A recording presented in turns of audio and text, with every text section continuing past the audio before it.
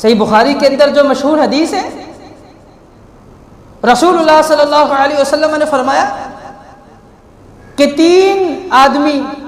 پیدل چل رہے تھے اور اچانک تیز بارش شروع ہو گئی، اور ان 3 آدمیوں نے ایک غار کے اندر جا کر پناہ لے لی،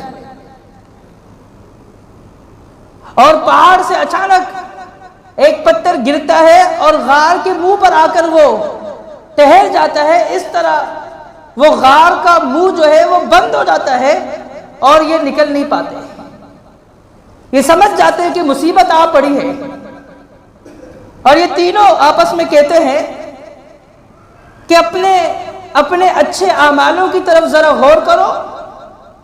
وہ اعمال جو خالصتاً تم نے اللہ کے لیے کیے ہیں، ان اعمال کی طرف غور کرو اور ان اعمالوں کو اللہ کی بارگاہ میں پیش کرو، اس کا واسطہ دو، رب العالمین آپ کو اس مصیبت سے نجات دے گا۔ وہ 3 آدمی آپس میں یہ باتیں کرتے ہیں اور غور کرتے ہیں کہ زندگی میں ایسا عمل وہ کون سا ہے جو ہم نے کیا ہے خالصتاً اللہ کے لیے۔ ان میں سے ایک کہتا ہے کہ اللہ، آپ کو تو معلوم ہے تو رب العالمین ہے، میں ایک چرواہا ہوں، بکریوں کو چراتا ہوں، تو میں بکریوں کو جب چراتا تھا اور جب شام کو گھر آتا تھا تو میرے بوڑھے والدین تھے اور میرے چھوٹے چھوٹے بچے تھے، میں پہلے بوڑھے والدین کو دودھ پیش کیا کرتا تھا، اس کے بعد اپنے بچوں کو دودھ پیش کیا کرتا تھا، اور ایک دن ایسا ہوا کہ چراگاہ دور تھا اور اس وجہ سے واپسی میں مجھے تاخیر ہو گئی، اور جب میں گھر آیا میں نے دیکھا کہ میرے والدین سو رہے ہیں۔ اب میں اس بات کو ناپسند سمجھتا تھا کہ والدین کو جگاؤں، ان کو اٹھاؤں کہ یہ دودھ آپ پیئے، میں اس بات کو ناپسند سمجھتا تھا، تو اس لیے میں نے وہ دودھ اپنے ہاتھ میں پیالے میں پکڑا ہوا اور ان کے انتظار میں کھڑا رہا کہ جب تک یہ اٹھیں گی نہیں میں یہاں پر کھڑا رہوں گا، اور میں کھڑا ہوتا رہا حتیٰ کہ میرے چھوٹے چھوٹے بچے بھوک سے نڈھال وہ میرے پاؤں کے پاس آ کر رو رہے تھے، بلبلا رہے تھے، لیکن اس کے باوجود میں نے اس بات کو ناپسند سمجھا کہ میں اپنے والدین سے پہلے اپنے بچوں کو دودھ پیش کروں، اور میں نے اس بات کو بھی ناپسند سمجھا کہ خود اپنے والدین کو جگاؤں، ان کو اٹھاؤں، ان کی نیند خراب ہو، تو میں نے یہ ارادہ کیا کہ میں اس وقت تک کھڑا رہوں گا جب تک یہ والدین خود نہ اٹھ جائے اور یہ دودھ ان کو پیش نہ کروں، اور میں اس وقت تک انتظار میں کھڑا رہا اور بچے میرے روتے رہے، چھوٹے چھوٹے معصوم بچے میرے پاؤں کے پاس میرا پیر پکڑ کر وہ رو رہے تھے، لیکن میں انتظار میں تھا حتیٰ کہ یہاں تک اس دودھ کو پیالے میں پکڑتے پکڑتے مجھے صبح ہو گئی،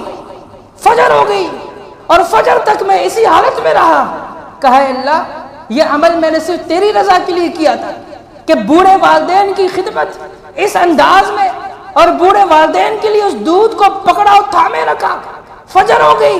بچے رو رہے تھے، لیکن میں نے ان کو دودھ پہلے پیش نہیں کیا، اپنے والدین کو مقدم سمجھا۔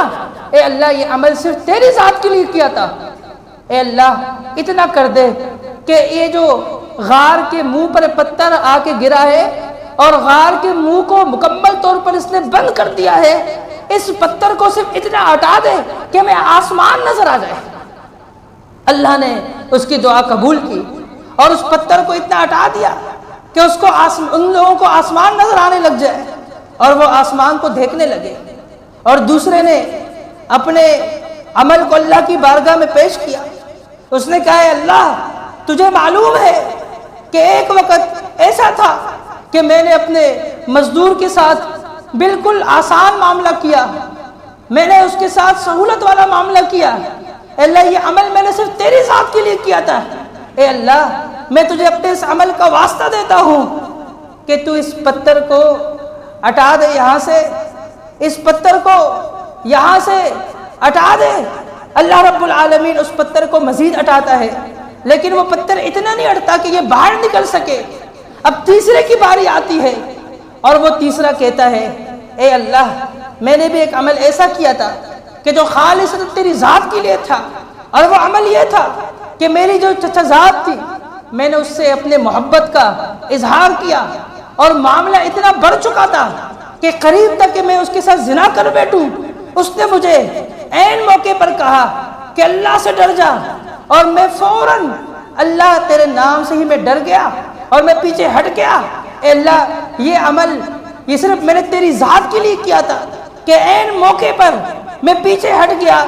اور تیرا خوف میرے دل کے اندر بیٹھ گیا کہ کل میرا رب مجھے اپنی بارگاہ میں کھڑا کرے گا، اور اگر مجھ سے پوچھ لیا تو پھر میں کیا جواب دوں گا۔ اے اللہ میں تجھے اس عمل کا واسطہ دیتا ہوں۔